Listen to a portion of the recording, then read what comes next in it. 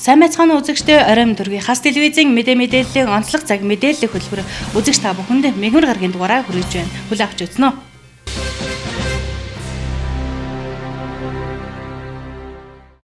Өөрхангай аймгийн Хилт салбарын дарга нарын шуурхай хуралдаан боллоо. Хуралдааны эхэнд мэдээлэл шуурхай удирдлагын төвд иргэдээс ирсэн санал гомдлыг танилцуулж хэрхэн шийдвэрлэх талаар ярилцлаа.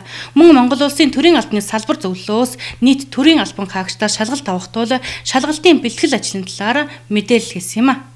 Өөрхангай аймгийн засаг даргын дэргэдэх мэдээлэл шуурхай удирдлагын төвд өнгөрсөн 7 хоног буюу 11-р сарын 3-ны өдрөөс 11-р сарын 9-ний өдрүүдэд мэдээлэл шуурхай удирдлагын төвийн иргэд хүлээн авах төв болон 70321111 утсанд нийт 17 асуудлаар 24 иргэн ханджээ. Ерөнхий боловсролын 2 дугаар сургуулийн хашааны зүүн тал байрлах 2 гарцыг хаснаас блокын хашаа, төмөр хашаануудыг давж гарснаас хүүхдүүд хувцсан урах, унаж бэртэх асуудлууд гарч байгаа талаар 2 иргэн хандсан байна. Мөн 12 сумын 6 дугаар багийн 7 дугаарын худаг цагийн хуваарийн дагуу ажиллахгүй байна. Нохоо устгалын ажил хийгдэхгүй байна. Технологийн их сургуулийн ард байрлах 8 айлын орон сууцны шугамаас халаалтан ус гардаг болоод удаж байна. Оршин суугчид худгаас усаан зөөж унтандаа хэрэглэж байна. Засварлаж өгнө үү? Хангамжиргоо компаниас халаалтан авдаг орон сууцнууд аж ахуйн нэгжүүд халахгүй байна гэх мэт гомдлууд ирснийг мэдээлэл шуурхай удирдлагын төвийн дарга анх удаа танилцууллаа. За хангамж хөргөө хувьцат компани өөрийн зүгнээс халаалтаа авдаг орон сууцнууд аж ахуйн нэгжүүд халахгүй байна. Цагаан бургалтай орон сууц, Цагаан банк 403 дугаар байрны орон сууцнд амьдардаг хүмүүс бол амралтын өдрүүдэд буюу 11 сарын 5-ны өдрөөс огт талсангүй гэсэн энэ асуудлаар 4 иргэн хандсан байгаа. За энийг бол гүйцэтгэх захирал Чулуунбаатартай уцаар холбогдоход хангамж хөргөө компани 60 айлын уурын зуух бол 2 амаар гаралдаг байсны амралтын өдрүүдэд буюу 11 сарын 3-наас 4-ний өдрүүдэд 1 ам нээж 3 амаар гаралдаг болгох засвар үйлчилгээ хийсэн. За энэ засвар үйлчилгээ хийх явцад бол халаалт бүрэн зогссон байсан. Тэгээд 11 сарын 5-ны өдрөө орой 18 цагийн байдлаар гаргалгаа жигдэрсэн гэдэг хариу бол ирсэн байгаа.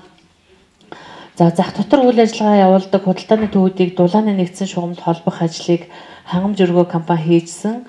Гэтэл шинэ андуудын худалдааны төвийн ард байрлах каднеруудын хуучин бетон хүчлэлтэй байсан талбайг эвдэж доогуур нь дулааны шугам тавьчаад буцаагаад талбайг нь бетондж засварлахгүй шороогоор тэгшлээд орхисон байна гэдэг асуудлаар 2 иргэн хандсан. За энийг хөрөнгө оруулалт хөгжлийн бодлого төлөлтийн хэлтсийн мэргэжилтэн Мөнх хотод бол утсаар хэлсэн байгаа. За тус ажлыг хийж гүйцэтгэсэн хангамж өргөө хувьцат компанитай холбогдож тус талбайг бол бас засварлах талаар арга хэмжээ аваад хариу мэдэгдээ гэсэн шаардлагыг хөргүүлсэн. За 12 сумын 2 болон 7 дугаар багийн засмал зам нь стандартын бус явган үний зам үерийн далан шуудуу байхгүйгээс болж борооны улиралд уг засмал дээгүүр бол урссан үерийн ус 7 дугаар багийн 1-р гудамжны араар урсаж 5 тот буюу манай хашаан дээрээс ирж байгаа бүх ус манай хашаанд хуримтлагдаж хашаагаар дамжиж гардаг. За бид энээсээ бол урьдчилан сэргийлэх зорилгоор хашааныхаа араар шуудуу татаж шороо асгаж далан хийсэн боловч үр дүн муутай байна. 12 сумын хамгийн муу зам энэ болоод байна. Ийм учраас 19 оны орон нутгийн хөгжлийн сангийн хөрөнгөөр уг замын явган үний зам үерийн шуудуутай стандартын дагуу болгож айл өрхүүдийг үерийн усанд давтах аюулаас сэргийлж өгөөч гэдэг хүсэлтийг бол тавьсан байгаа. За энийг бол хөрөнгө оруулалт хөгжлийн бодлого төлөлтийн хэлтсээ бясалгалтын дарагт бол хөргүүлсэн. Шуурхай хуралдааны үеэр аймгийн засаг даргын зүгээс эрчим хүчтэй холбоотой үнийн тариф нэмэгдсэн талаарх асуудлыг тодруулах, уурын зөөхнүүдийн халаалтын асуудлыг хянаж шалгах Хилт салбарын дарга нар ажлаа хариуцлагатай хийх гэх мэт ажлуудыг холбогдох албадын дарга нарт даалгалаа. Тэврийн газраас юу суудаг юм уу? Суух ёсгүй юм.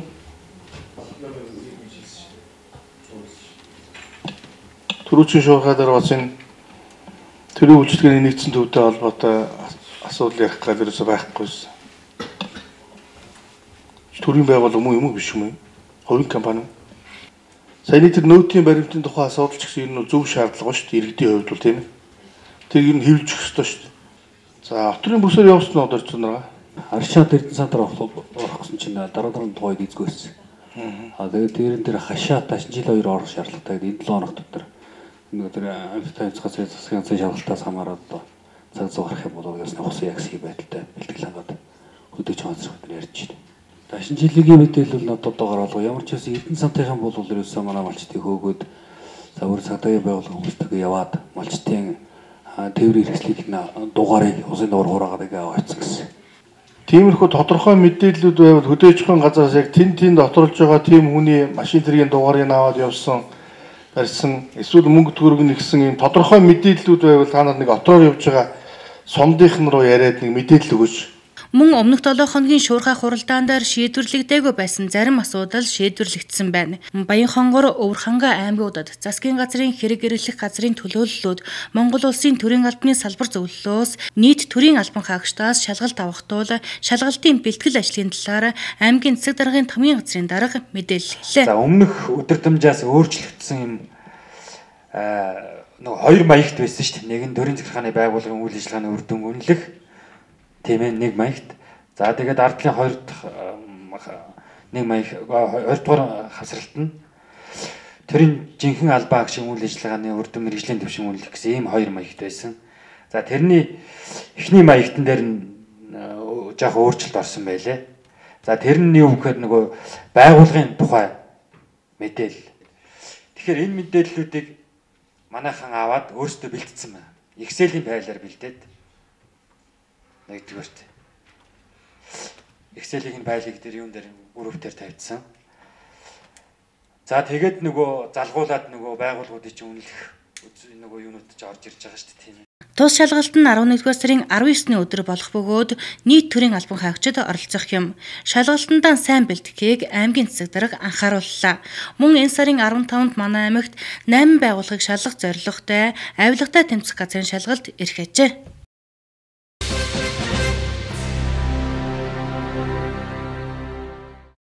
Хас телевизийн онцлог цаг мэдээллийн хөтөлбөрт анхаарал хандуулж байгаа үзэгч та бүхэнд баярлалаа. Дараагийн мэдээ хүргэе. Өвөрхангай аймгаас 2018 оны 11 сарын байдлаар нэмэгдсэн өртгийн алтан татварын сугалаанд иргэд 41 сая 500 мянган төгрөгийн хонжуур хожсон байна. Үүнтэй холбоотойгоор зарим худалдаа үйлчилгээ эрхлэгч аж ахуй нэгжүүд иргэдэд нэмэгдсэн өртгийн алтан татварын баримт хэвлэлж өгөхгүй байгаа талаар иргэд гомдол гаргасаар байгаа юм а. Өвөрхангай аймгийн хэмжээнд нэмэгдсэн өртгийн албан татвар төлөгч 229 иргэн аж ахуй нэгж, нэмэгдсэн өртгийн албан татвар суутган төлөгч биш 252, нийтдээ 481 иргэн аж ахуй нэгж цуглааны дугаартай баримт олгон үйл ажиллагаа явуулан ажиллаж байна.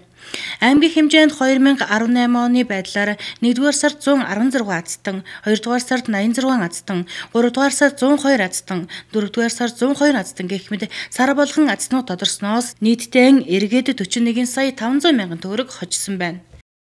Нэмэгдсэн өртгийн албан татвар урамшууллын системээр бол манай аймагт бол одоо 500 мянган төгрөгийн азтан 17, сая төгрөгийн азтан 14, 5 сая төгрөгийн азтан 2, 10 сая төгрөгийн азтан 1 буюу нийт 29 татвар төлөгчийн 41 сая 500 мянган төгрөг одоогийн байдлаар хожигдсон явж байгаа том. Иргэдийн баримтыг харахад бол ерөнхийдөө аймгийн төвийн аж ахуй нэгжүүдээс авсан баримт ч байгаа, Улаанбаатараас авсан баримтаар ч хожил бол сумд аймагт аль алинд нь хожсон баримтууд байна. Энэ дээр бол иргэд бол одоо ерөнхийдөө бол нэг үеийн бодвол одоо нэмэгдсэн өртөд гарамт урамшууллын систем баримт үрдүүлэх хэрэг худалдаа авалт ихтэй бол баримт авах гэсэн ойлголтыг нэг ерөнхийдөө авч байгаа. Манай дээр бол ирж бол татвар төлөхтэй харилцах тасах дээр ирж бол баримт өөрийн биеэр ирж бол нөгөө бүртгүүлж, баримтанд бүртгүүлж, яаж бүртгүүлэх үү, яаж баримтаа шивэх үү гэсэн талаар бол иргэд маш ихээр хандаж зөвлөгөө авч байгаа. Нэмэгдсэн өртгийн албан татварын тухай хуульд худалдаа үйлчилгээ үзүүлж буй татвар төлөгч аж ахуй нэгж байгууллагууд татвар төлөгч бүр төлбөрийн баримт олгох үүрэгтэй. Төлбөрийн баримтыг POS буюу Khas машин баримтаар хэвлэх боломжтой байдаг. Иргэдээс зарим худалдаа үйлчилгээ эрхлэгч байгууллагууд нэмэгдсэн өртгийн албан татварын баримт хэвлэж өгөхгүй байна гэсэн гомдлууд ирсээр байгаа юм а. Энэ талаар татварын улсын байцаагчаас тодрууллаа.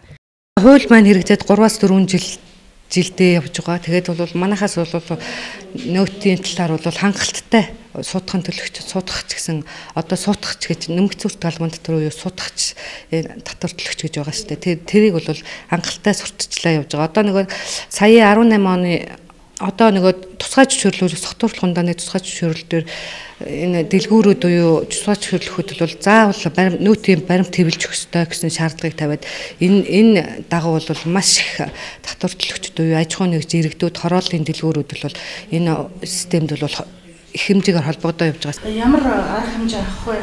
Нэмэгдсэн өртгийн албан татварын баримт хэвлэж өгөөгүй тохиолдол.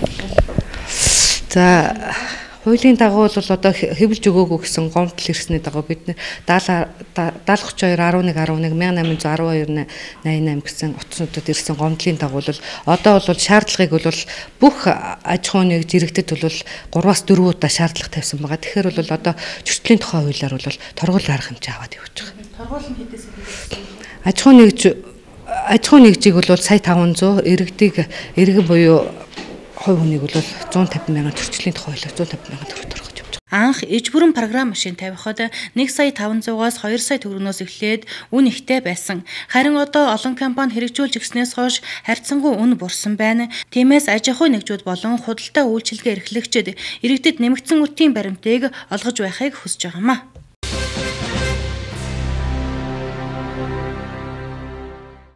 Онцлог цаг мэдээлэл хөтөлбөр үргэлжилж байна. Орон нутгийн сэтгүүлчид оюу толгой компани гүний уурхайтай танилцлаа. Сэтгүүлчдийг гүний уурхайтай танилцах үеэр гүний уурхайд 14 км-ийн урт хөндлөг хонгил баригдсан. Цаашид 1300 м-ийн гүнд 200 км урт хонгил нэмж барьснаар оюу толгойн ордын хамгийн гүн хэсгээс хүдрийг аюулгүй аргаар тээвэрлэх боломж бүрдэх юм а. Гадны зочид төлөөлөгчид далд уурхайг үзэж сонирхоход заавал ээлжийн инженерүүд дагуулan явж заавар зөвлөгөө өгдөг бөгөөд орон нутгийн сэтгүүлчдийн 1-р ээлжийн 1 баг болох 5 сэтгүүлчийг уурхайн босон амны төлөвлөлтийн инженер Даваадаш, далд уурхайн инженер Баатар Сүхнаар газарчилсан юм а. Гүний уурхайн бүтээн байгуулалт эд өрнөж буй энэ үед газрын гүн рүү 1300 м доошилж харанхуй гэмээр орчин тоос шороотой нөхцөл байдал, хүндээлж ухсан олон салаа түнэллүүд, захилгааны төмөн янзын утаснууд, эргэн тойрон төмөр бэхэлгээ, төрөл бүрийн автомашинууд холхилдсон дуучмээ чангатай газар байлаа. Далд уурхайд ажилладаг уурхайчид зайнаас малгайн гэрлийн төхөөгөөр хоорондоо харилцдаг гин. Далд уурхайд ямар нэгэн нэвтрэлт хийхэд дэд бүтцийн урьдчилан заавал байгуулах шаардлагатай талаар инженер Баатар Сүх хэлж байлаа. Барилгынхан тэгээд далд уурхай нэвтрэлтийнхэн тэгээд засварынхан тэгээд бусад тэгээд ингээд 4 чиглэлээ байна. За юу уурхайд одоо яг доор ажиллаж байгаа нэг ээлжиндээ 480-аад 3 ээлжээр ихээр 70 уурхайтай холбоотой нэг 5000 орчим хүн ажиллаад байгаа шүү дээ. Тэрнээс болохоор яг уурхай одоо яг бүтээн байгуулалтын дээр бол ээлжиндээ 480 гэж бодоход биднес 3 ээлж нийлээд 1500 хүн гэсэн үг. Тийм шүү. Дандаа орчим тоонууд нь бол янз бүр шүү дээ. Эмэгтэй хүмүүс бол нэлээ сүүлийн үед айгүй эрчимтэй ажиллаж байгаа. Биднес нөгөө эпирок гэдэг байгаа шүү дээ. Тэн дээр жишээлбэл зөвхөн бит хэрэлдэг хүмүүс болохоор нэг 3 эмэгтэй байгаа. Инженерүүдийн хувьд бол нэлээ хэдэн 10-аад эмэгтэй байгаа. Майнер одоо яг нэвтрэлтэн дээр болохоор уурхайчин гэж байна шүү дээ. Уурхайчин эмэгтэй бол бас 3 байгаа. Тэгээ биднес нийтдээ нэг 10 гаруй тэрээс цаашид бол өсөн нэмэгдүүлнэ гэсэн тийм тооцоотой байж байгаа. Эмэгтэйчүүдийн оролцоог цааш нэмэгдүүлнэ гэсэн тийм. Гүний уурхай томоохон бүтээн байгуулалтууд өрнөж байгаа ч хамгийн том нь нэвтрэлтийн хэсэг буюу ордыг тесэлж хүндэлж ухах бөгөөд үүнтэй зэрэгцсэн бэхэлгээ хийх томоохон баг ажилдаг. Өдөрт 30 гаруй метр нэвтрэлт хийдэг бөгөөд сард 1 км орчим газрыг хүндэлэн ухаж хөдөр олборлох нөхцөлийг бүрдүүлдэг байна. Дараагийнх нь бүтээн байгуулалтын хэсэг буюу барилгын тоног төхөөрөмжийн агуулгах засварын хэсэг гээд үргэлжилнэ. Засварын цэхэд задлаад угсархад бэлэн бас угсаржсэн машин техникүүд шилэн даран байрлажээ. Шафт 1-р босон амныхаа төлөвлөгөө гаргаад үйл ажиллагааны төлөвлөгөө гаргаа явдаг. Тэр дотор юу багтах вэ гэхээр босон ам нэгээр орж байгаа хүн тээврүүд явж байна. Материалын тээврүүд явж байна. Тоног төхөөрөмжүүдийг ерөнхийдөө төлөвлөгөөг нь гаргаж явдаг. Ерөнхийдөө бол одоо яг үйл ажиллагаа явж байгаа босон ам бол 1-р босон ам байгаа. 1-р босон амаараа тэгээ ерөнхийдөө бүх параметрал хүн тээвэр маань явдаг байж байгаа. Тэгэхээр тоног төхөөрөмжүүд бол ерөнхийдөө багтахаар нь ерөнхийдөө багтах хэмжээндээ болтол багасгадаг гэсэн үг. Багасгаад тэгээд жижигэлдээг одоо энэ манай кэж байж байгаа. Кэжийн дотроо багтахын оруулаа багтахгүйг нь бас дороос нь зүүж оруулах боломжтой. Тэгээд ерөнхийдөө аюулгүй ажиллагаагаа эрхэмлээд олон улсын жишгт мөрдөгдөг стандартын дагуу ерөнхийдөө үргэлжлэлийн төлөвлөгөөг нь боловсруулад усан амандаа ямар нэгэн гэмтэл учруулахгүй байдлаас бүх талаас нь ерөнхийдөө төлөвлөгөөгөө гаргаж ажилладаг байж байгаа. Далдуурхад одоогоор 10-аад эмэгтэй ажилтан ажилладаг байна. Ер нь бол ажиллагаа дээр бол 13 оны 2 сард ирчихсэн. Тэгээд далдуурхад ороод одоо 1 жил бараг 2 жил болох гэж байна. Эмэгтэй хүн ажиллахад хүн зөв.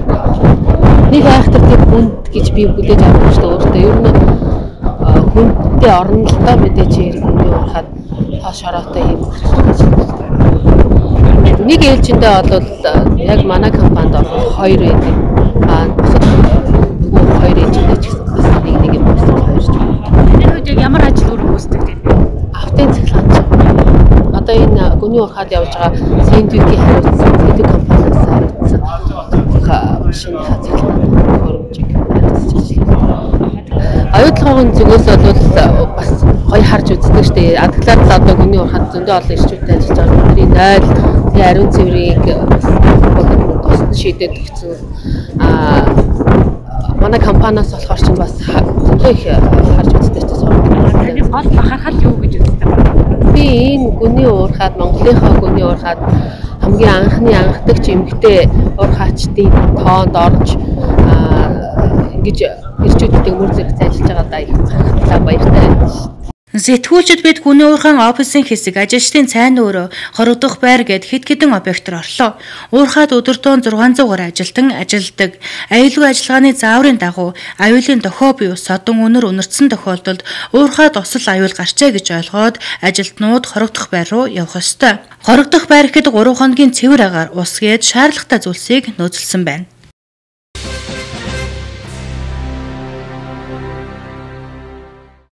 Дараагийн мэдээ хүргэе. Өвөр хангай аймгийн Цэцэг даргын дэргэдэх мэдээлэл шуурхай удирдлагын төвд иргэдээс олон санал хүсэлтүүд ирдэг. Энэ 7 хоногт малчтаас махны үйлдвэртэй холбоотой гомдол ирсэн байна. Мэдээлэл шуурхай удирдлагын төвд малчтаас махны үйлдвэрт малаа өгсөн малчтын мал махны мөнгө олгогдохгүй байна. Хэдхэн хоногийн өмнө өгсөн зарим малчтын мөнгө олгогдоод зарим малчтын мөнгө сар хорой болж байхад олгогдохгүй байна гэсэн гомдол иржээ. Махны үйлдвэр эрхэлсэн дарга Бямдорчтой утсаар холбогдож иргэдийн гомдлыг уламжилсан байна. 2018 оны 11-р сарын 12-ны өдрийн байдлаар өхөр өгсөн нийт малчид иргэдийн мөнгийг олгож дууссан. Харин 11-р сарын 13-ны өдөр махны үйлдвэрт хонь өгсөн малчдын мөнгийг олгож дуусган гэсэн тайлбарыг махны үйлдвэрийн дарга Бямдорч өгсөн байна.